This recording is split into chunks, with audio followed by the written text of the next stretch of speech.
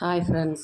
செவ்வாய்க்கிழமை நைட்டு தோசை தான். காலையில் மாவு இருந்தது, கொஞ்சம் வச்சுட்டு போயிருந்தேன். நைட்டுக்கு வந்து தோசை ஊற்றிக்கலாம் அப்படின்ட்டு தோசை ஊற்றிட்டு இருக்கும்போதே வீட்டுக்காரர் முட்டை தோசை வேணுமா அப்படின்னா, சரி போடு அப்படின்ட்டாங்க. சரின்ட்டு அவங்களுக்கு முட்டை தோசை, தேங்காய் சட்னி தாளித்து விட்டுட்டு தோசையெல்லாம் ஊற்றி முடிச்சுட்டு தான் கடைசி தான் ஊற்றினேன். பையன் வந்து ஊர்லேருந்து வந்திருக்கானா, அவனுக்கு வேணுமான்னு கேட்டிருந்தேன்.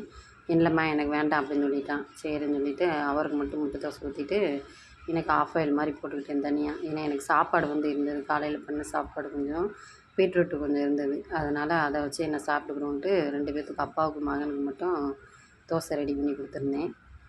காலையில் சமையல் வீடியோ எடுப்போன்னு ரெடி பண்ணிகிட்டு இருக்கும்போதே நம்ம காம்பவுண்டுக்குள்ளே தண்ணி வந்துருச்சு. சரி என்ன பண்ணுறதுன்னு, அதனால் வீடியோ எடுக்க முடியல. அதான் நைட் போட்டிருக்கேன். வேலைக்கு போயிட்டு வந்து உடம்பு முடியலன்னு சொல்லி படுத்துட்டேன். தம்பியை தான் தோசை ஊற்ற சொன்னேன். அப்புறம் வீடியோ எடுக்கணுமே அப்படிங்கிறக்காண்டி கொஞ்சம் நேரம் ரெஸ்ட் எடுத்துகிட்டு நானே எந்திச்சி தோசை ஊற்ற ஆரம்பிச்சிட்டேன். நைட்டு சாப்பாடு சூப்பராக சாப்பிட்டு முடிச்சிட்டோம். பாய். நெக்ஸ்ட்டு வீடியோவில் பார்க்கலாம். நன்றி.